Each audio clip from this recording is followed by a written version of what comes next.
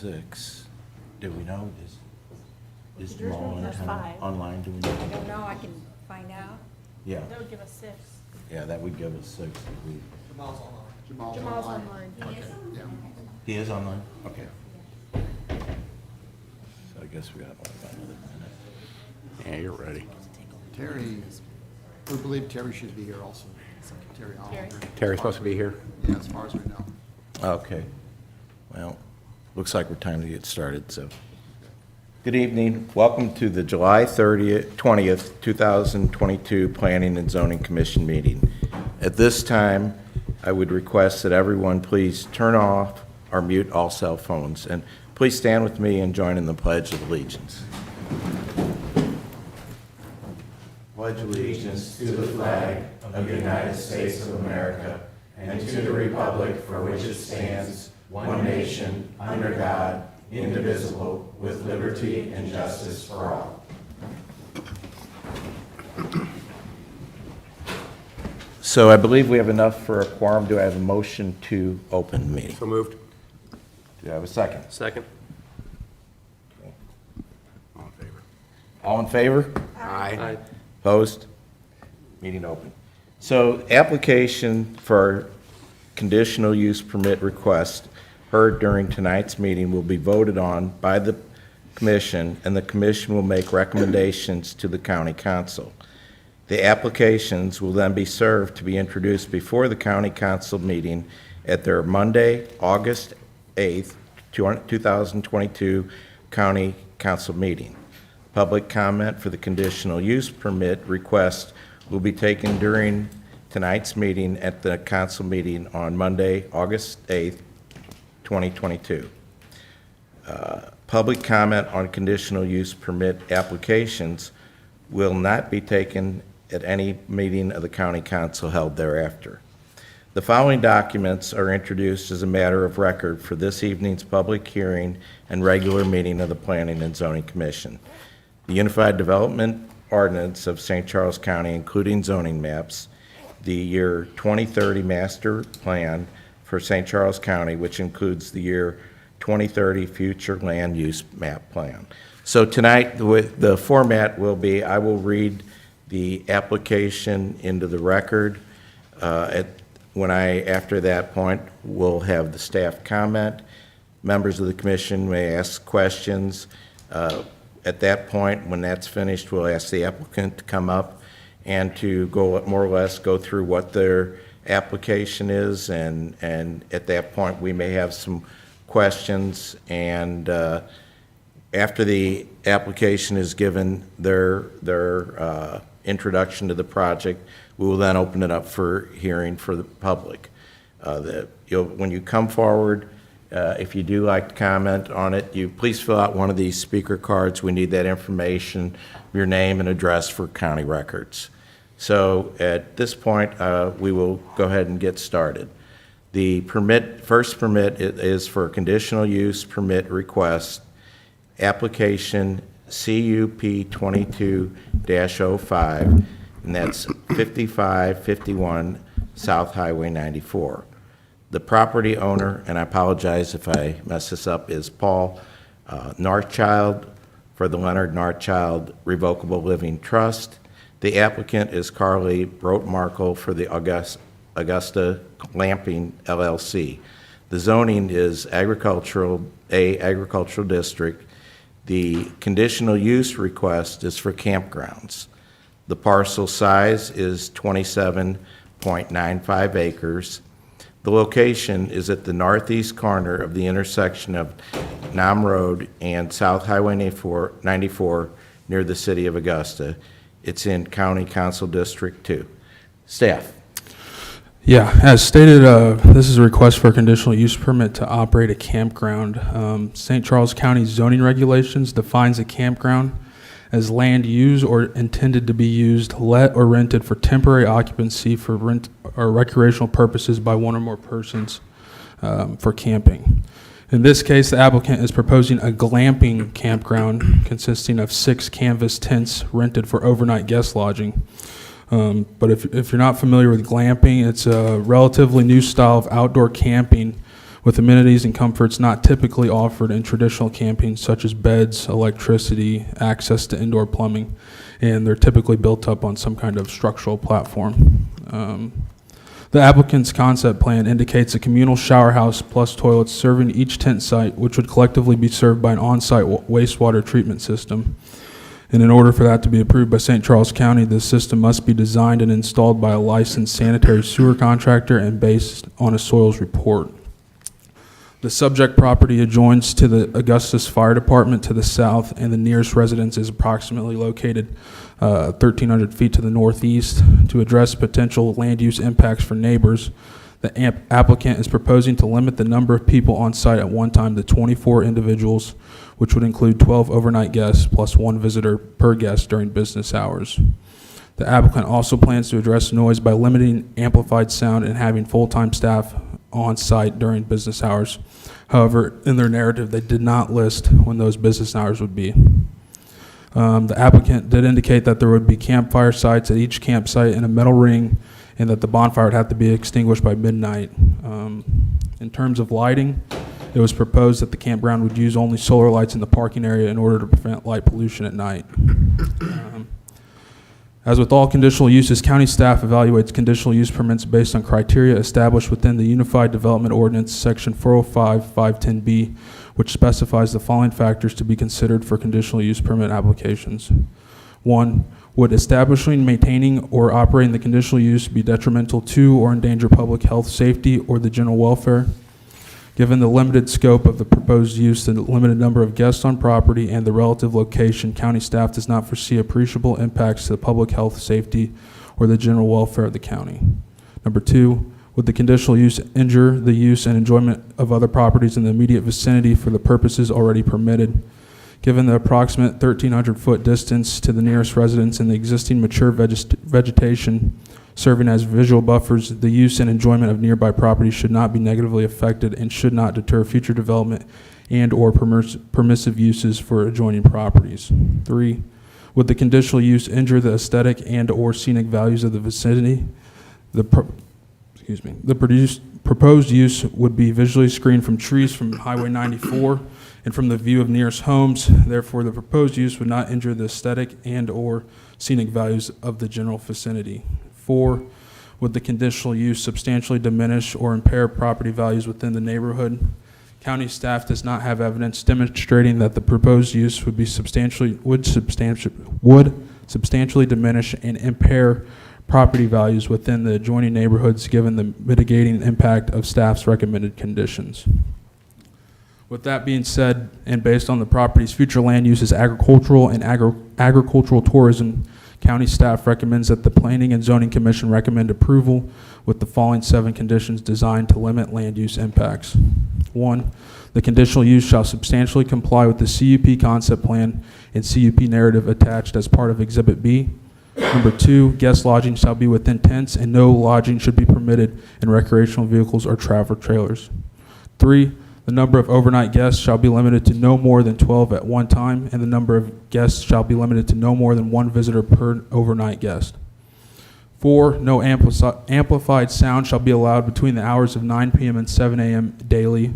5, the conditional use operator shall obtain a permit from St. Charles County and or the state of Missouri as necessary for construction, operation, and maintenance of any proposed on-site wastewater treatment system. 6, a site plan in conformance with the concept plan attached as part of Exhibit B shall be submitted to and approved by the St. Charles County Community Development Department prior to the conditional use becoming active. And 7, no conditional use shall be in active use until such time all conditions of approval have been met.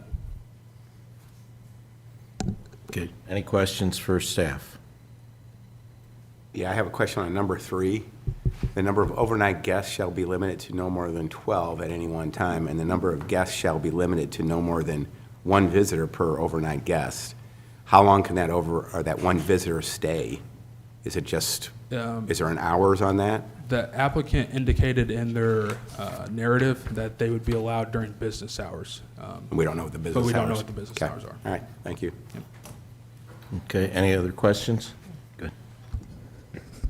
So in here is mentioned quiet hours between the hours of 9 p.m. and 7 a.m.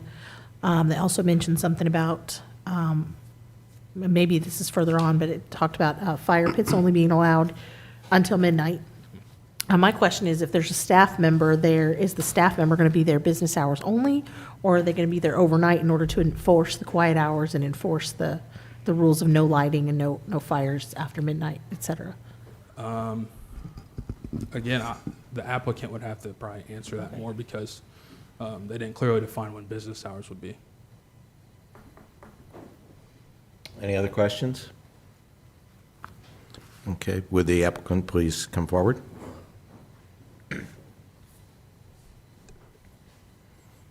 Okay, I need to swear you in. Please raise your right hand. Do you swear to tell the truth, the whole truth, nothing but the truth, under the pains and penalty of perjury? Yes. Please state your name and address for public record. Matt Bromarkle, 3253 Walter Avenue, Maplewood, Missouri, 63143. I'm speaking on behalf of my sister Carly, who is sorry she's not here, but unfortunately got COVID. Okay, So she's watching in, but all right. Well, please proceed and tell us all about the development, and I think there's going to be some questions that you'll need to answer. So yeah, Carly's excited to put together Augusta Glamping, which will be a boutique high-end glamping resort consisting of 6 canvas tents for rent. We will cater to tourists exploring the region. It will be a calming retreat to unwind at after a day of biking, the Katy Trail, sipping wine at the wineries, or antique shopping in downtown Washington. Business hours, they will be 9 to 5, but there will be somebody on site 24/7. So there will be 2 different people going morning to night. So you have an employee there the whole time? Yeah, while it's As rented long as out. there's people there? As long as it's people there, yes. Outside of that, then it will be locked, Okay. gated and locked. Okay. You did mention gated. How much of the area will be, I guess, fenced off or whatever, or So what's your? currently the north side is fenced off, and then to the west, there's a tree line. There's only one entrance. It's a gravel road entrance, and from there, that will be gated so vehicles can't get on it whenever there are not guests. Okay, now what, in terms of utilities, could you explain to us a little bit how the utilities are set up? And, Yes. in terms of disposal of sewage, trash, a lot of things that will be day-to-day usages on the property? Yeah, no problem. So utilities, water runs off of the highway, and the owners have granted an easement to bring water to the property. Electricity runs off of Nam Road. Septic, per the county's requirement, the system will be designed and installed by a licensed sanitary sewer contractor and based on a soils report. There will be trash cans, which will be cleared out every day by the employee. Okay, and of the surface area, approximately how much of the area will be gravelled and then devoted to the campsites? Will they be grouped, or will they be spread out throughout the whole parcel, or how's that set up? So the tents are going to be spread out throughout the whole parcel so people aren't on top of each other. Okay. As far as gravel, there's going to be enough for 6 parking spots. Okay, and that will be gravel to each individual site, or a general parking area? It'll or- be on the north side, right when you entrance, it's going to be along the existing fence. And what will these, are they like yurts, or what are these type of tents set up like? They're like, I believe we put it in the plan, but essentially they're canvas safari tents. What kind of safety will you have in case, July and August ground, and even September can get very dry, and it's very easy for a fire to get away and spread? So what kind of, will you impose, fire restrictions? Will you have water on site to stop a fire? What will you do with the fire? Yeah, there will be running water, so there will be a spigot there. If there's dry, quote unquote dry season, or there's worry for that, we would just not allow the campfires. They have a ring at each campsite that is the only place that can be contained for the fire. And then, like I said, there's going to be a person on site 24/7, so there will be extinguishers, things of that nature. And an individual could stay for how many days in a row? That hasn't been discussed. They book it out in advance, so You thinking about another place for yourself or something? Retirement, yeah. No, I mean, typically, if a certain number of days, is allowed or whatever, is there a maximum number of days? Or is any of that? that's something we can discuss, definitely. We didn't have that in writing. I mean, at $220 a day for the tents, we don't expect anybody to be staying there, 3 weeks. Okay. Any other questions? Yeah, this, I'm looking at the map, the house on the bottom, 5551, is that owned by your sister? No. Okay, do we know who owns 5551 Highway 94? I'm just noticing that there is a sight line, from the property, definitely from that house, they can see that entire. That's the fire station. That's the fire station. Oh, okay, thanks, appreciate it. Well, there you go, if there's fire, then. And so Carly's not planning to buy the property then? She's just going to lease it from, She is buying the 5 oh, she is, acres, okay. yes. All right. Okay, any other questions? What about, is alcohol gonna be allowed, stuff like that? Alcohol will be allowed, but once again, I think some people mentioned about potential riffraff. This isn't what it's, what we're going for. This is a boutique setting. This is a little bit more high-end clientele. These are people who want to camp, but they want the amenities of a hotel, right? This isn't a $25 site to just, squat on. Will there be any, anything sold on the site? Any, in the, I guess there's going to be some kind of lodge or whatever where the employee stays, or? There will be nothing sold on site. There will be, the main thing that we're going to have on there is we're going to have a facility for, washing, for cooking, just general stuff like that. But, I mean, no trinket shop, nothing like that. Okay. Any other questions? Okay, thank you. All right, thank you. So we now open it up to the public hearing. Again, if you'd like to speak, please fill out one of these cards. And at this point, we open it up.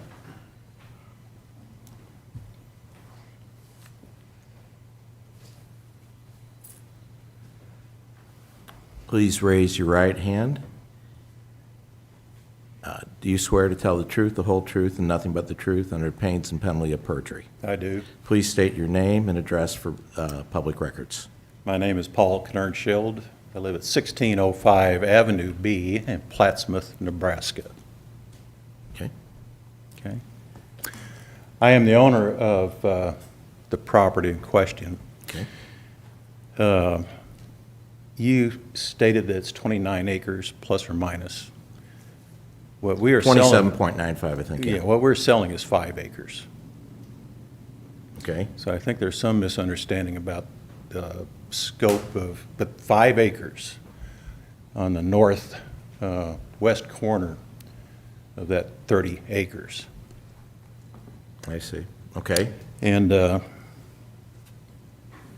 I do have a little experience with glamping. A good friend of mine, a lawyer actually, Mike Slattery from Plattsmouth, built a winery in Weeping Water. It's between Plattsmouth and Eagle. And they put in glamping sites. And my wife and I have enjoyed that a couple times. And it's full on Friday, Saturday, and Sunday nights. And then during the week, not so much. But it's very enjoyable. Wood floor, raised off the ground about 2 foot. Walled tents. I'm going to estimate about 500 square feet. Like a small one-car garage, that size. A private bathroom. They have well water. They have a septic system. They have all those things in place. Yes, drinking is allowed because it's on the winery. So, in fact, people rent that place because they don't want to drive home sometimes. But this is upscale, as Matt already said. My friend Mike charges $200 a night. He's saying $220. So usually people are not going to spend a lot of time.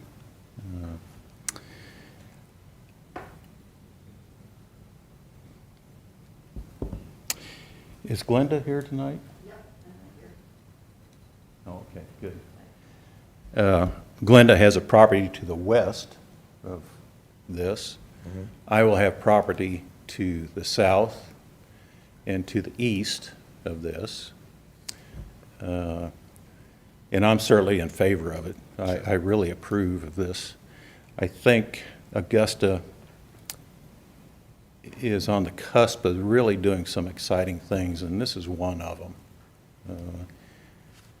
We've kind of been a stodgy, bucolic, rural village for years and years and years. And I think we're on the cusp of really having some exciting things, and this is going to be one of them. There is a fire hydrant there.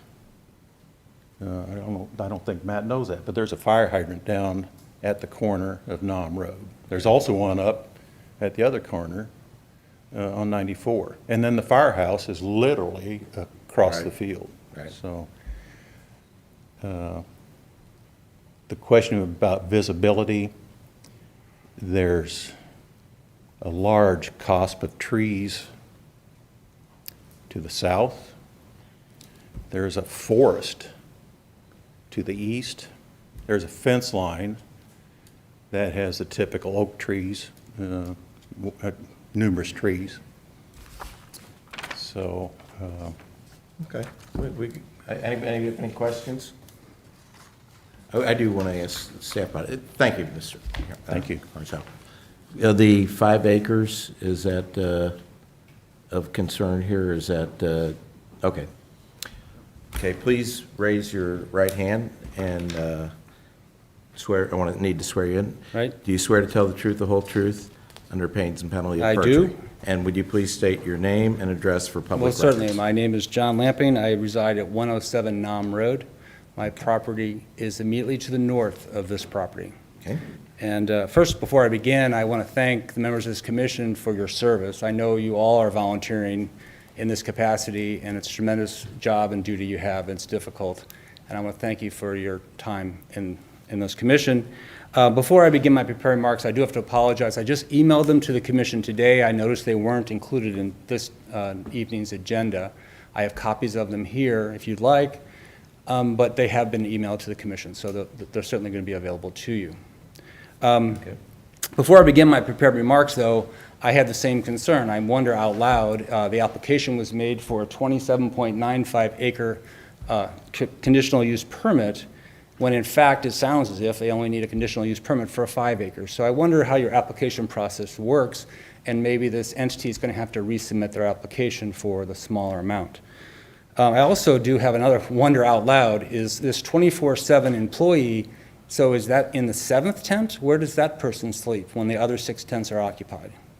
But with those thoughts in mind from earlier testimony, I just want to get into my remarks if you would let me. So I'm here in reference to Conditional Use Permit 22-05 concerning this proposed camping park. As I mentioned before, I reside and operate a vineyard on 28 acres directly north of this property. I feel that the use of this land for a camping site is inconsistent with the current land use, which is single-family homes and agriculture. My farm was once owned by a member of the Conditional family and has been in existence as a homestead and farm since before the founding of Augusta in the early 19th century. I actually had a distinct pleasure when I bought my farm in 2014 of going and knocking on Bob Knorsfield's door. That's how you pronounce his name, Knorsfield. And Bob, the farm I had bought was actually Bob's grandfather's farm. And Bob did me a great service. He came and walked my farm, and he had planted the orchard there, helped me pick out some trees that were still in good shape. So clearly the Knorsfield family has had as part of the history of Augusta, history of farming in Augusta. So this conditional use permit proposes to erect 6 dwelling units within a 5-acre parcel. So I use the term dwelling unit because what we've heard here tonight is, to me, this is not a tent. This is much closer to a cabin or even a hotel room. We've heard that this is in lieu of staying in a hotel. So there's wood floors. So a dwelling use requires a roof, not a roof that you bring a tent up. There'll be a roof. There's a place to go to the bathroom. There's a place to cook food. and I guess there's going to be electricity and air conditioning. So I would suggest that this is a dwelling unit, and on my property, if I were to put a sleeping cabin, a guest cabin, I'm limited to 1 dwelling unit per 5-acre parcel. That's the zone. So this is 28 acres.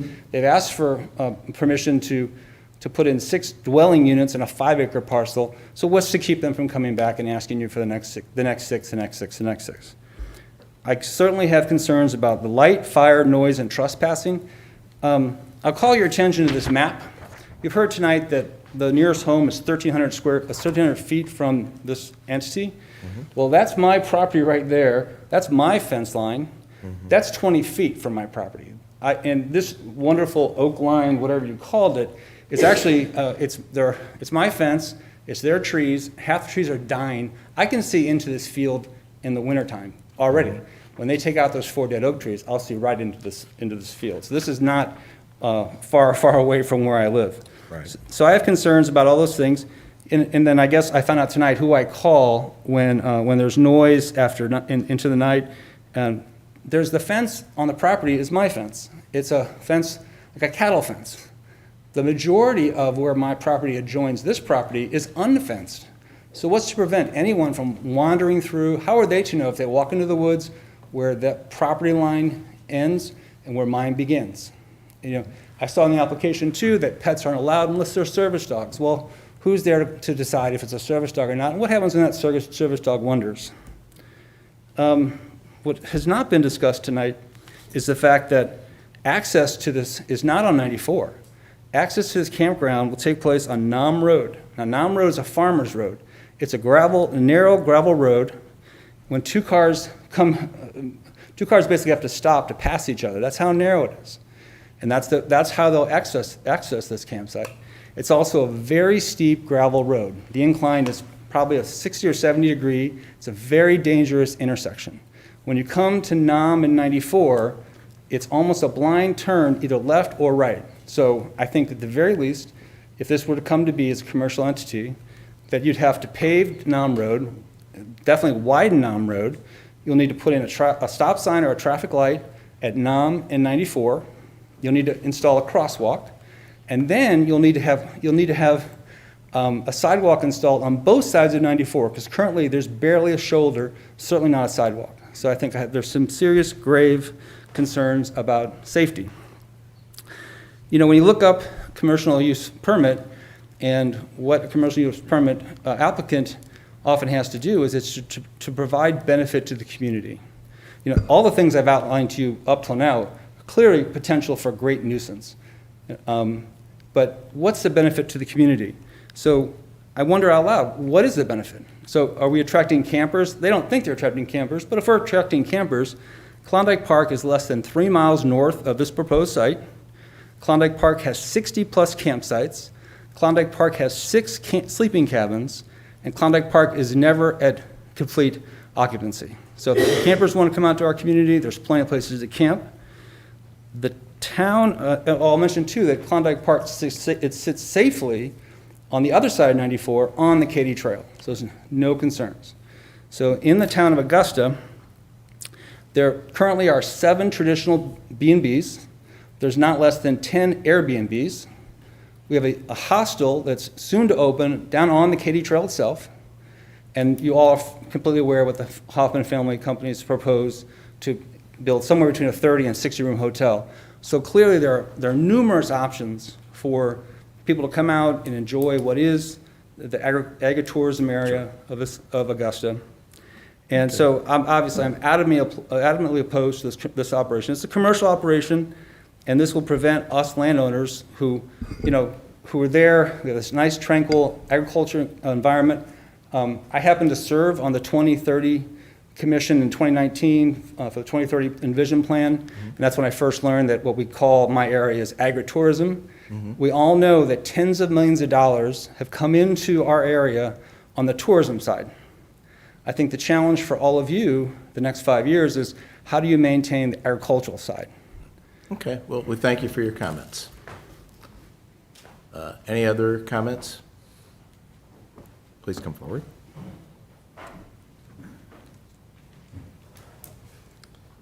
Please raise your right hand. Do you swear to tell the truth, the whole truth, and nothing but the truth under the pains and penalty of perjury? I do. Please state your name and address for public records. I'm Glenda Dreyer. My parents were Glenn and Ruth Stelzer, who owned the farm that would be to the west of Nam Road, Okay. which was in the Knerchel family. My grandfather was also a Knerchel. Gotcha. So my biggest concerns, some of them have already been addressed. Since this is this going to be, if they're only selling off 5 acres, we're only looking to put 5 acres as commercial. And so many people are foreseeing, with all the Hoffman things going on, that Augusta's going to take off. I'm going to tell you right now, I haven't seen it. If anything, I've seen things go. So what happens when all this, when all this gets built up and it doesn't take off? And then we've got this thing sitting down there. And we've got this now as commercial property. So then what? They're not asking for commercial. No, it's conditional. It It's would conditional just be use a CUP for the property. So Okay, the distinction is it's not commercial, so that it doesn't stay zoned that way. It's only zoned for this particular use. okay, well, I had read somewhere, and may have been in print. Yeah, I mean, the previous gentleman referred to it as commercial. Well, but that's it's what our con- newspaper came up with. Yeah, They okay. stated Okay. commercial, but they It's- get yeah, I things. just wanted to clear that for you. that- I Yeah, it's appreciate that, because that was a big concern Yeah, of okay, mine, good, but our good. newspaper tends to kind of Good, get good things So that Thank you. wrong. means, that means the only thing they can do with it is what they're saying they're doing with it. Okay, so Like, they can't, anything they else. can't change it into building on, okay. Right, that- exactly. And that's good. Okay. I am going to address the fire concern, even with the fire department right there. Mm-hmm. Being a farmer's daughter and having a farm of my own, I know how quick things take off. And I've had to worry about it myself, because especially with the campfire, things spark up, and those sparks fly. And they may not be right there. They may fly over here, they may fly over here. And I'm going to witness to you that I was chasing my tail earlier this year because of that very thing. Luckily, I had some water with me and a hoe and was able to put it out. But when you have people out, in the middle of the night, this was when I was doing it, was during the daytime, when you're in the middle of the night and you've been drinking, and it can turn bad real quick. And we also have the property across the road that we have rented out to a gentleman who has cattle over there. I have concerns. Are fireworks going to be allowed? Because cattle do not like fireworks. These are all very much concerns. Sure. You have agricultural property all around this. Now suddenly you want to put this glamping thing in the midst of it. I don't come to their towns and say, I want to put cows next to you, just because. So it's a concern for us farmers and us agricultural people out in that area that suddenly you're bringing in, and I understand it's, the property's been for sale, it's going to sell for, for some property or for some reason at some time. I totally get that. Right. But I do have some concerns of some of the things that they're looking at. The gravel road, such as our neighbor over here stated, there's a lot of dust on a gravel road. You can look at my car out in the parking lot. I just came from our farm up by Centralia. You can't even see out the back window. I got the windshield wiper. I mean, it's dusty. And I don't know if these people who are looking to buy it realize how much dust that creates. And it doesn't just settle on the outside, it goes inside of everything. And that's not going to be exactly pleasant down there either. I think that touched on most of the things. I will say, though, to the new buyers, I talked to Paul about this a little bit before, too. I think we've got it worked out, but when we had that property surveyed in 2020, that lower corner that they're looking at buying, 1.75 acres of that was showing in my dad's trust. So I would highly suggest that your sister do a complete title search on that. I don't want to pay for more title searches and more, but as of the survey right now, it's still showing in my Right, dad's trust. and that would be beyond our purview, so. Right, but that's something I'm we can addressing that to really him, address, so, yeah. Yeah, okay, So that's thank you. something that you need to look at. Okay, thank you for your comments. Anyone else? By the way, if you've spoken, please fill out one of these cards, or going to. Please raise your right hand. Do you swear to tell the truth, the whole truth, and nothing but the truth under pains and penalty of perjury? I do, sir. Please state your name and address for records. My name is Bill Sadler, 578 Crow Creek Lane, Augusta, Missouri. Okay, go ahead, Bill. I guess I've learned here tonight a few things that may amend my comments a bit, but I also find it interesting. Augusta's been a very local community. I'm 50 years with a family there, fourth generation now there, and I find it interesting that people from Maplewood in Nebraska have showed up to maybe change that, so I find that just a little alarming on my part. Don't seem to maybe have the stakes in the community.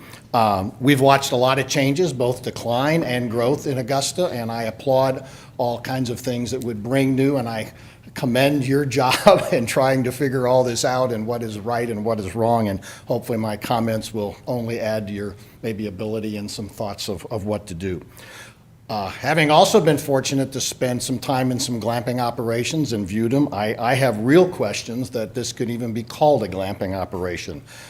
Indoor plumbing and indoor showers in the camp and in the cabin or in the tent are very common, are generally, even the gentleman, Paul Kernscheld, mentioned that those were what he was familiar with. This facility clearly does not. I'm glad to hear that the promotion or the use is about a campground. This looks to me to be nothing more than a common campground with some nice tents that are pre-erected on the property. I don't think common shower houses and composting toilets outdoor really give it the opportunity to be called glamping, and that will become important as I proceed in the discussion. I also have real questions, since there was no plans or discussion about where the staff, and you've brought this up, where this magical staff for 24/7 will reside and how they will be housed. There's nothing on the plan that I see right now for that, and that is, I think, somewhat concerning. So are now we building and giving permission for a full-fledged building, to be built on the property, and what is its long-term use and occupancy allowance and things like that.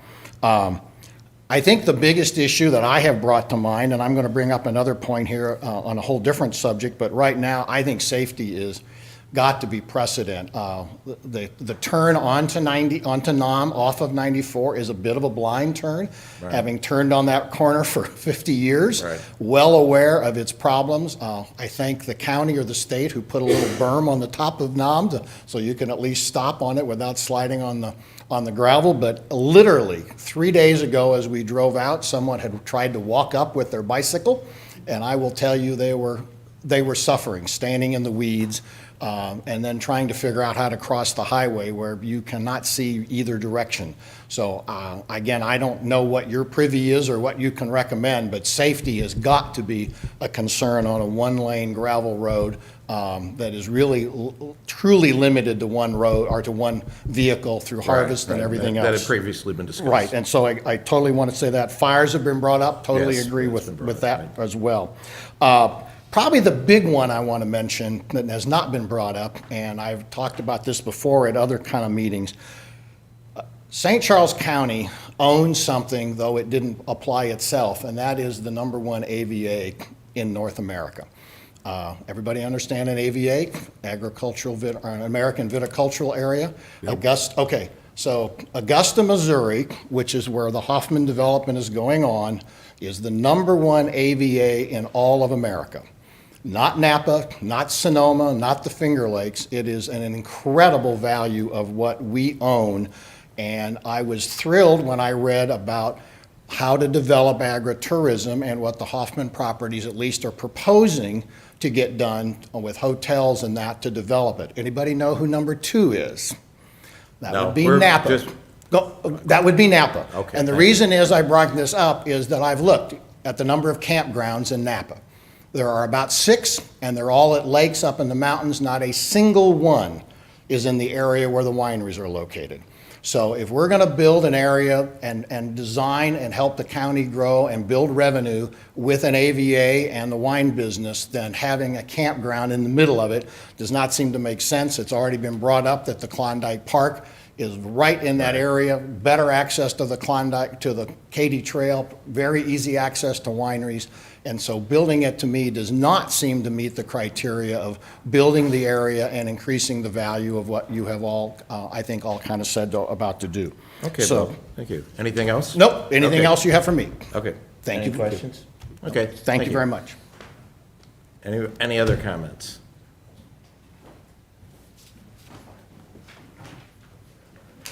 Please raise your right hand. Do you swear to tell the truth, the whole truth, under pains and penalty of perjury? Yes, sir. Please state your name and address for public record. Don Simon, Don? Don Simon, Okay, Don. 225 Jackson, Okay, Augusta, Missouri. all right, go ahead. I kind of find myself in strange waters here because I am with Hoffman Family Companies. And, you know, been here a lot of times trying to get things approved. I think what everybody's missing here is the 12 square miles that is America's first AVA. You know, we're all about commerce, obviously, but if you take a camping area and just move it a little bit one way or the other and stay out of that 12 square miles, it's something we can't get back. If we lose it, you won't get it back. Being number one is huge. And then it really kind of puts us in a bind if we're going to have camping that close.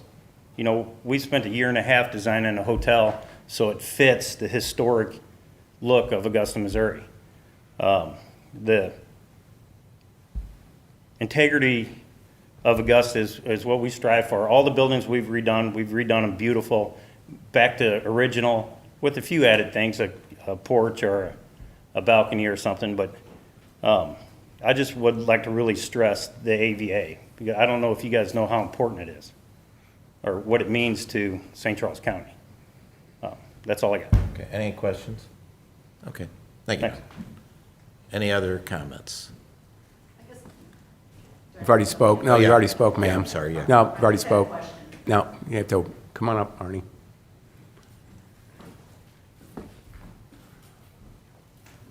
Please raise your right hand.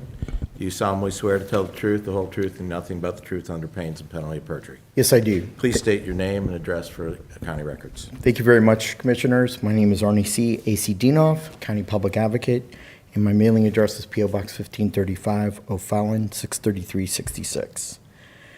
First of all, the conditional use permit, as you all know through your training, is restrictive. It provides controls and it provides protection of the adjoining property owners in the neighborhood. If this applicant would come forward with a R1 or a commercial zoning, you wouldn't have these restrictions or conditions, and it's not as restrictive as a CUP, conditional use permit. I highly believe in favor this proposition in this application. I believe in landowner usage and to use it to their full potential, because that's what America and that's what St. Charles County is made for and is all about. If you want to be a farmer and you want agriculture, you can buy acreage in our county. If you want to build a home on 3 acres, 5 acres, or 1 acre, it's your choice if it's within our land usage and comprehensive plan and the proper zoning district. This is the proper zoning district. Our county needs choices. This is another choice and another tourism mechanism to move our county forward and to put St. Charles County on the national map. It's recreational for county residents and residents who visit St. Charles County. In my opinion, and from listening to staff, this is a very low impact land use of other issues that the applicant could have come forward with. Now, I'd like to offer the commissioners some amendments of the conditions. That the conditional use permit, CUP, apply only to the 5 acres instead of the 27.95 acres. I think that that's very clear and concise, and the testimony that I heard was that we're talking about 5 acres. So I would ask a commissioner to make that amendment or add that condition to the number of conditions already placed on by staff or recommended by staff, asking for your approval.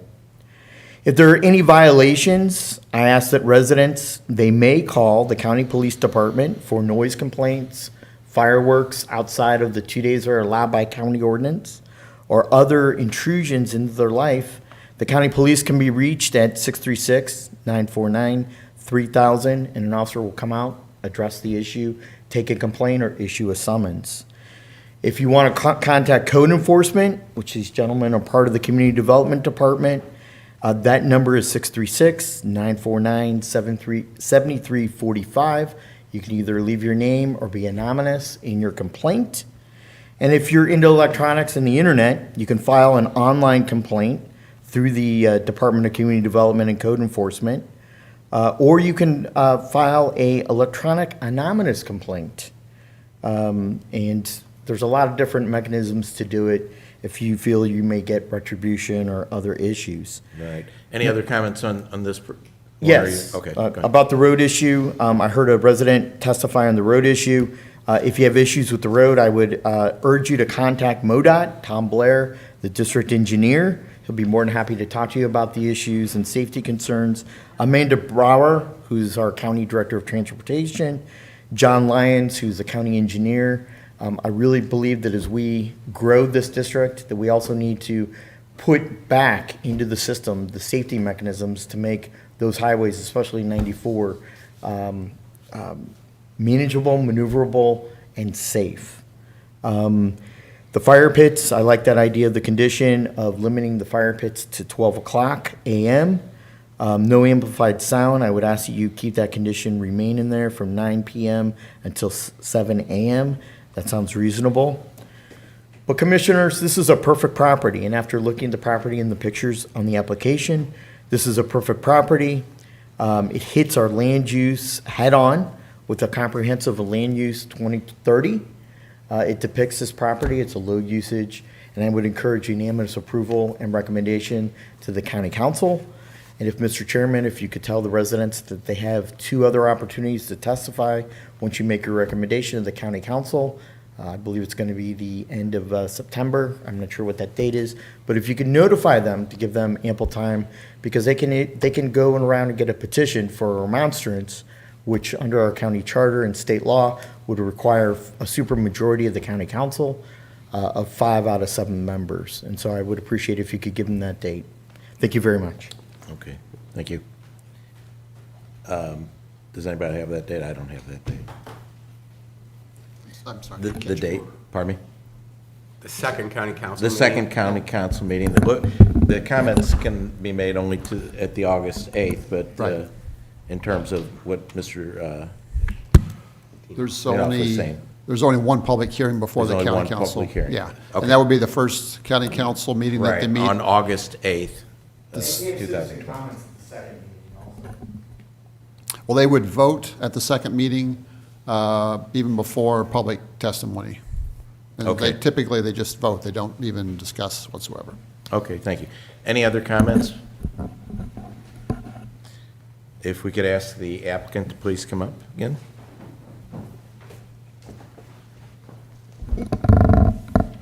Okay.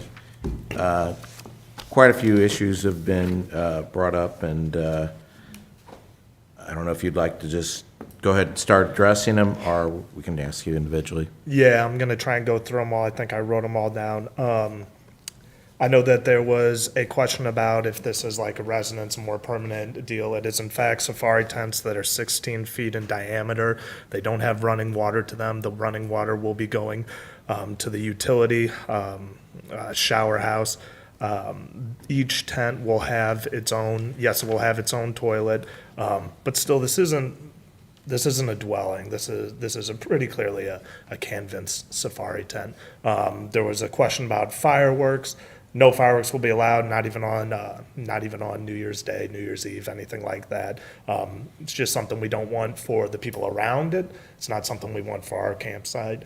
For the glamping site, there will be a person there 24/7 working. There was a question about where they would be staying, where they would be sleeping. They're not going to be sleeping. They're going to be working. There will be a utility room that has a fridge for them, that has a place for them to wash dishes, hang out, be there during that. About what size is this room for the employee?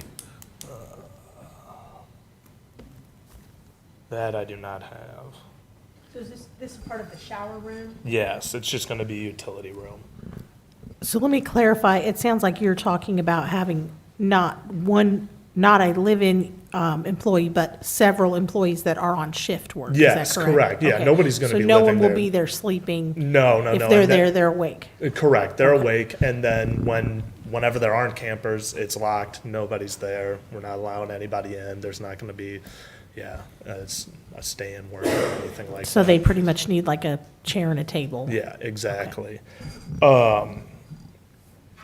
As far as, But what about weather for that employee? I mean, they just gonna sit in the utility closet then?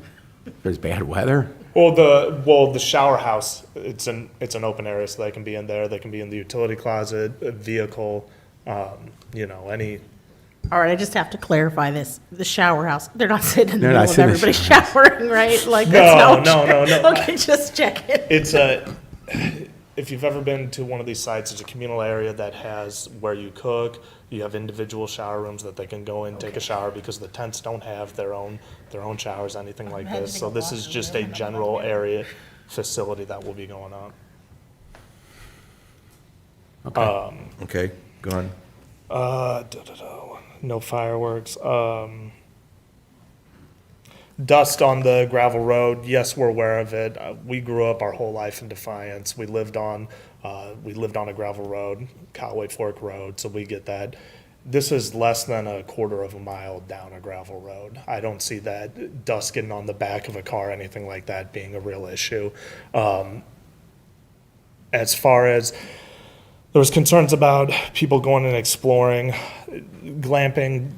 They're not coming here to go hike around or anything like this. This is just a place for them to sleep when they're done with the wineries, when they're done with going to antique stores, stuff like that. There's going to be somebody there, once again, 24/7, so they're going to ensure that nobody's going on anybody's property or messing around or this riffraff. There's somebody there to watch it all and just make sure that everything's safe. Same with the concerns about fires, once again, there's an employee there who's going to be there to be able to take care of it. So, Matt, I mean, when you talk about this employee, what if you don't have an employee there because you can't get someone to show up? How do you, you say you're going to have somebody there, but if you only have one campsite being rented and you have an employee that can't show up for that night, how many employees do you have that can staff this? The plan is to have 3 employees, and then if somebody cannot be there, Carly will be there as the owner. She doesn't have another job. This is her job. This is her, her dream. Okay. How will people reserve your place? They go online, they have to reserve it beforehand, they can't just show up and say, I want to rent? Yeah, they can't show up. It will be online. There will be a website that you will go through. There will also be a number. What about the fence line that you had described? One of the, I believe it was Mr. Lapping, said that is actually a fence that's actually on his property? Is it? Yes, I was just saying in general, there's a fence to the north, and then to the west and to the south, there is tree lines. Okay. So one of the gentlemen mentioned, and I was a little bit confused by this, he mentioned that if you lose it, you can't get it back. And he was referring to the AVA. It sounds like these are temporary shelters. It sounds like that if, for some reason this didn't work out, it would be relatively easy to 100%, disassemble yes. and take these tents down and have a field, with the exception of you would then, of course, have your outhouses and your shower building built there, but the rest of the tents could be pretty easily taken down? Correct, yes. Okay. And you are specifically wanting this on those 5 acres? Yes, that The is. 27.95 acres, the remainder, you're not purchasing that, is that Yeah, correct? we're not purchasing. We have no intent to purchase it. Okay. Let's see, there was, okay,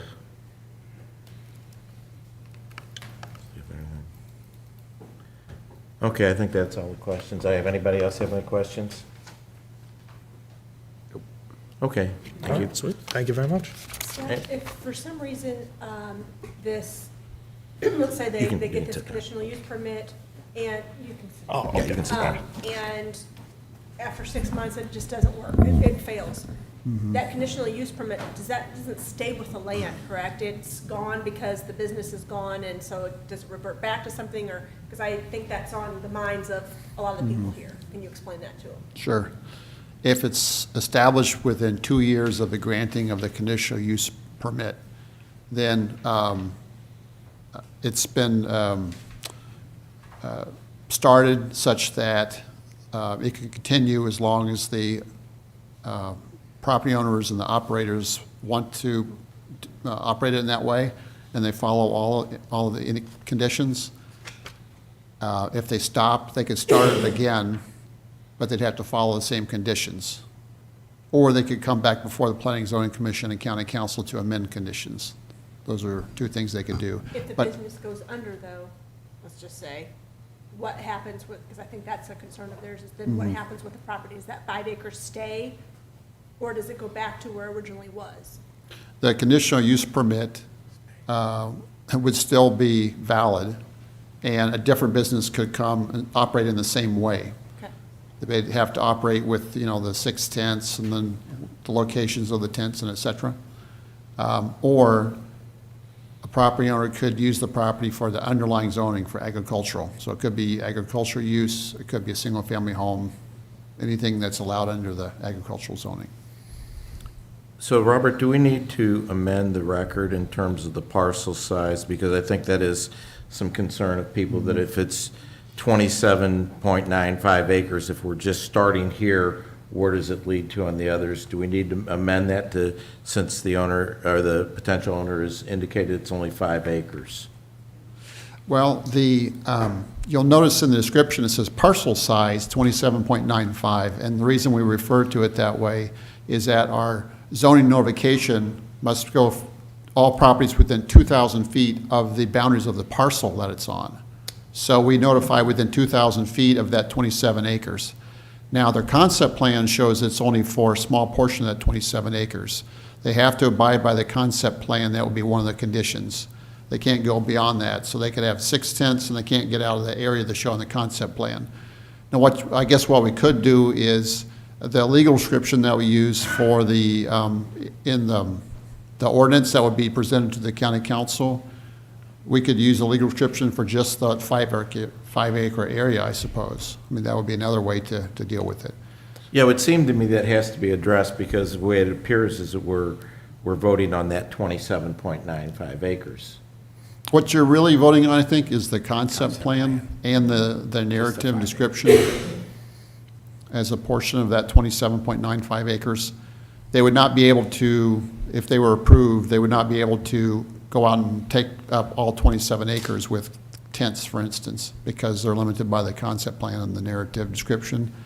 But if the owner's okay, or the applicant's okay with it, and you would feel like it would be beneficial, I think we could probably just have the legal description reflect just the 5-acre portion. Okay, well, I think it's something we can discuss here. Okay. Any other questions, staff? Sounds like with the 27 acres, Robert, though, it sounds like you notified even more people than what you would have if you had this as a 5-acre then. Right, yeah, that's because our ordinance specifically says from the parcel boundary. So if you're applying to rezone just a portion of a parcel, or use a conditional use permit just a part of the parcel, we have to notify 2,000 feet from the parcel boundaries.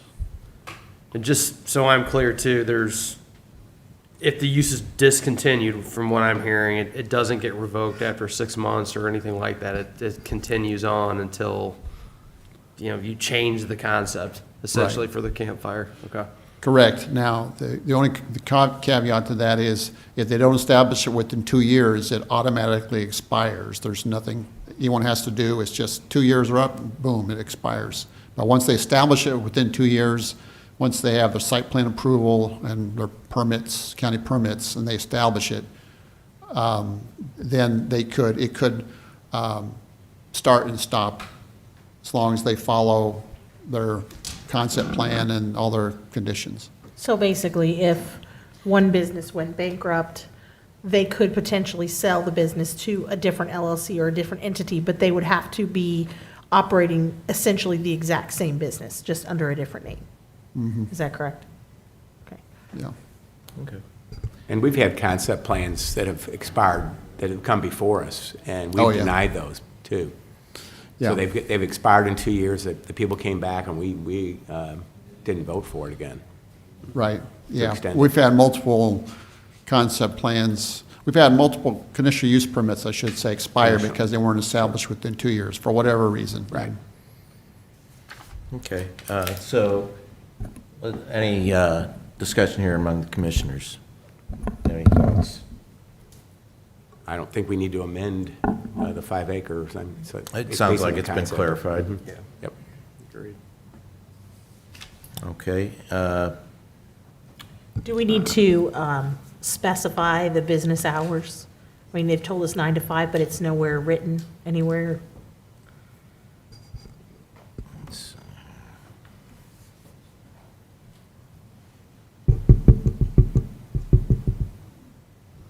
as perhaps a conditional use, or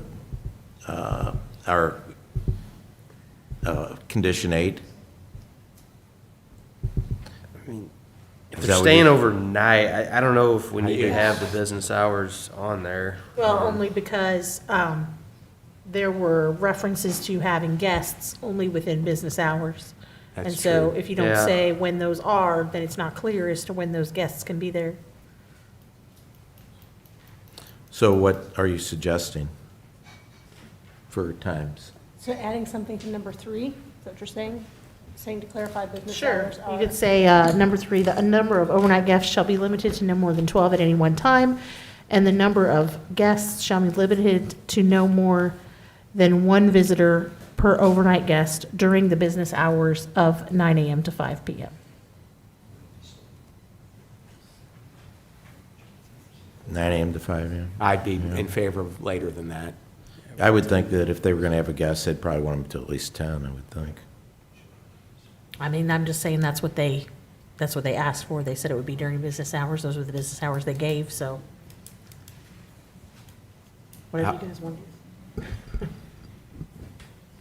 I mean, I don't have a magic number, so, Right. you know, of what it would be. I'm just thinking if I were a guest, I mean, is I wouldn't that even something go out if I that had we to would leave at ask the, 5. is Yeah. that something that we would ask Sure, I mean, you the- can bring him back up if you want to ask him, man, why don't you come back up?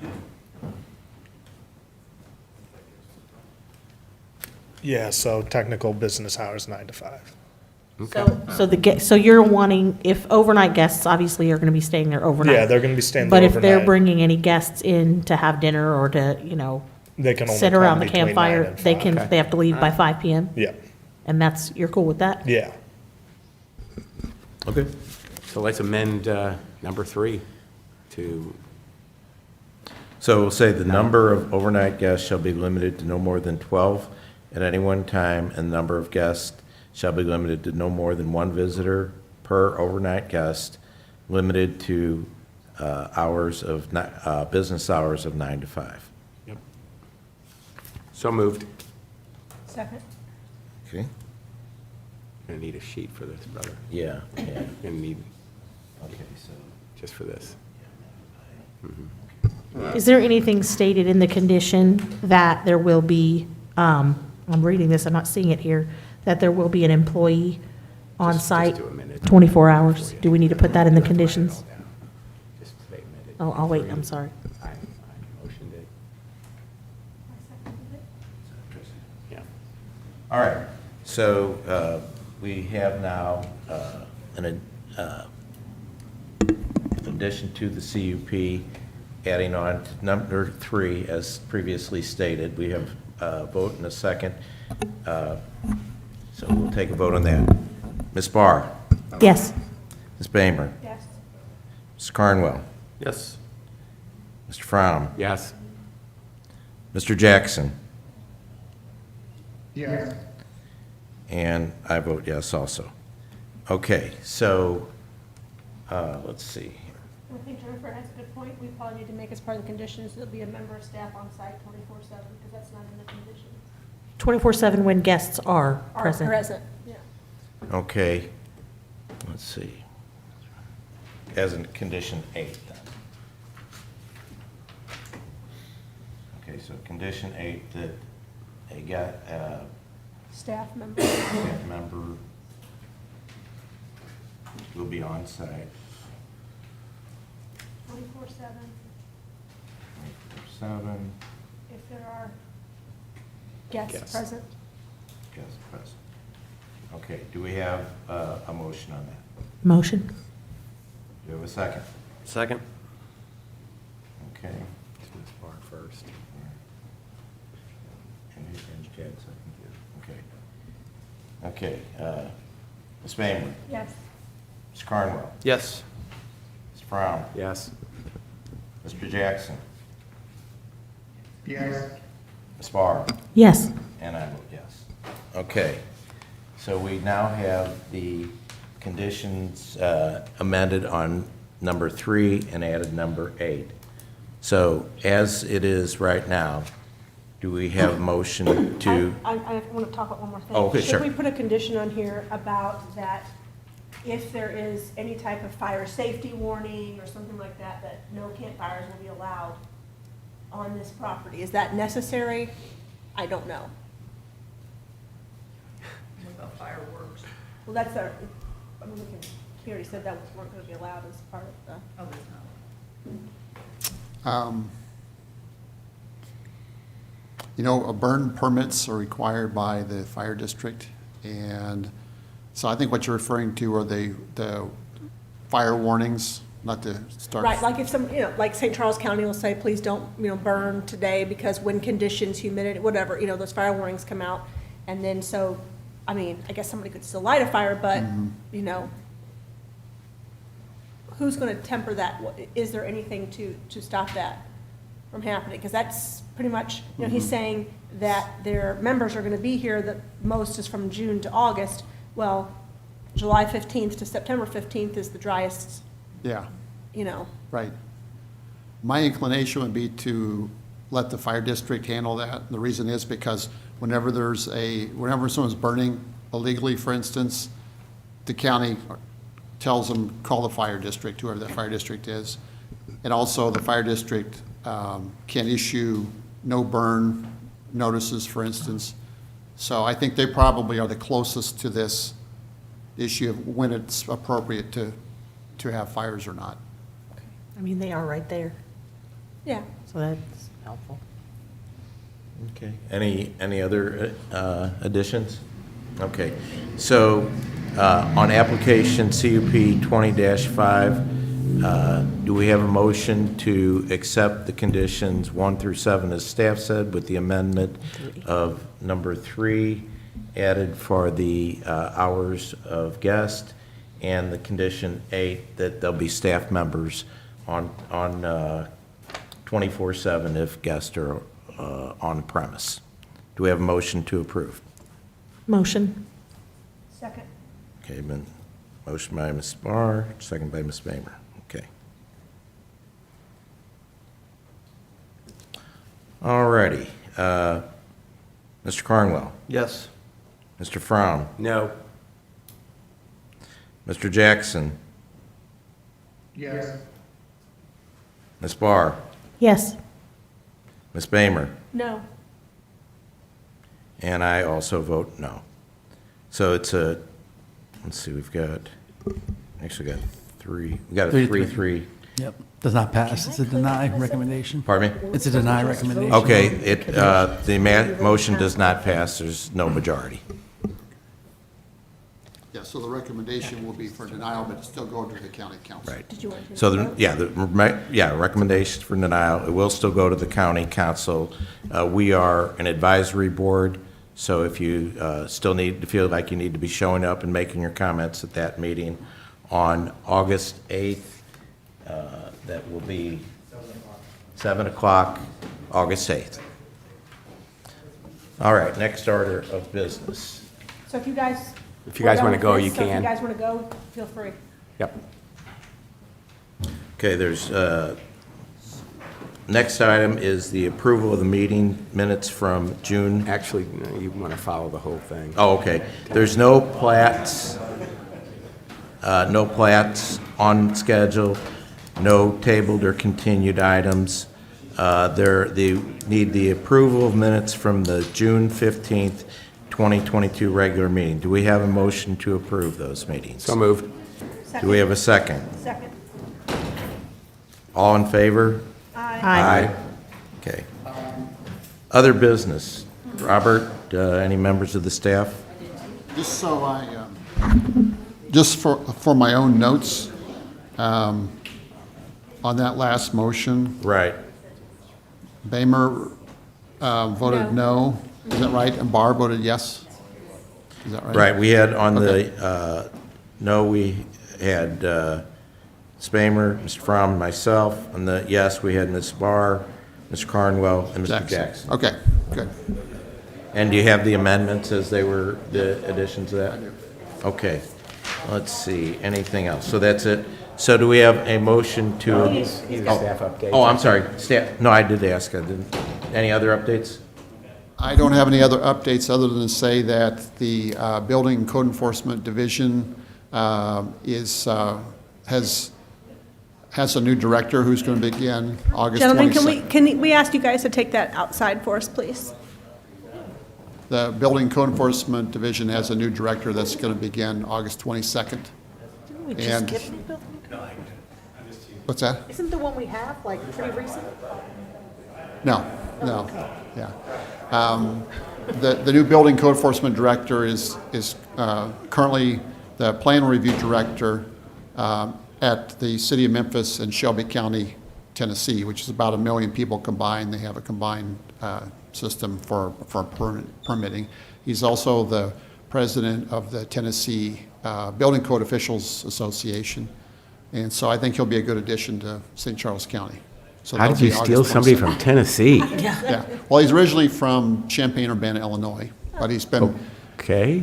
living in, So the building code enforcement director that we have now, how long has he been with us? Jared Agee was here for about 6 years.